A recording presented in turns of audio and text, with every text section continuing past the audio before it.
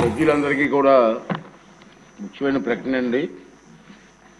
ఇప్పుడే మీరు చూశారు, గౌరవ మంత్రివర్యులు సాధారణ బడ్జెట్, వ్యవసాయ బడ్జెట్ కూడా ప్రవేశపెట్టారు.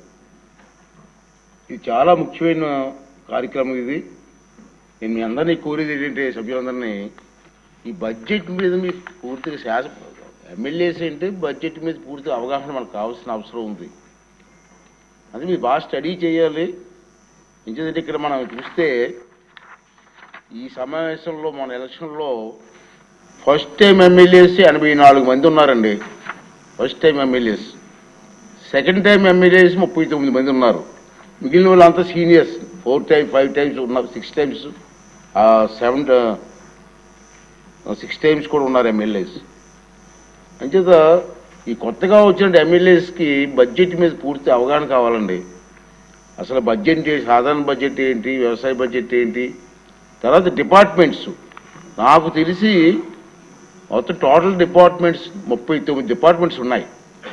అంటే అన్ని శాఖలు కలిపి వారికి ఎంత బడ్జెట్ కేటాయించేశారు. ఇవన్నీ కూడా సభ్యులకి బాగా పూర్తిగా అవగాహన ఉండవలసిన అవసరం ఉంది. అది నా రిక్వెస్ట్. అంటే మీ అందరినీ ఏంటంటే, మీరు రేపు జరగబోయే సభలో ఈ బడ్జెట్స్ మీద మాట్లాడాలి. మాట్లాడమే కాదు, సలహాలు కూడా ఇవ్వాలి. తప్పేం లేదు.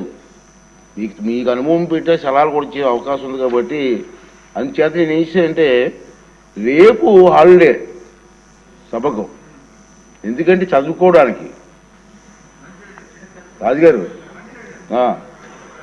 అవగాహన కోసం హాలిడే ఇచ్చి మళ్ళీ 13వ తారీఖు 14వ తేదీల్లో మళ్ళీ సమావేశం ఏర్పాటు చేస్తున్నాను. ఆ సమావేశంలో ఈ సాధారణ బడ్జెట్ పైన ఇది కూడా చర్చలు జరుగుతాయి. దాని మీద దాంట్లో మీరు అందరూ కూడా మనస్ఫూర్తిగా పాల్గొవాలని చెప్పి నేను కోరుకుంటున్నానండి. రెండోది ఏంటంటే, మీ అందరినీ రిక్వెస్ట్ చేస్తాను. నేను ఇక్కడ మా అసెంబ్లీలో మీతో పాటు మీరే కాదు, మీరు చాలామంది అవుటర్స్ వచ్చేస్తున్నారు, లోపలికి ఎంటర్ అయిపోతున్నారు. ఇది సెక్యూరిటీ ప్లేస్. ఇది ఏ ప్రాబ్లం రాకూడదు. ఇక్కడ అందరూ లోపలికి ఎంటర్ అయిపోతున్నారు. ఎంటర్ అయిపోతుంటే ఇక్కడ మేము ఎంతమంది కంట్రోల్ చేసినా మీతో పాటు ఎంటర్ అయిపోతున్నారు.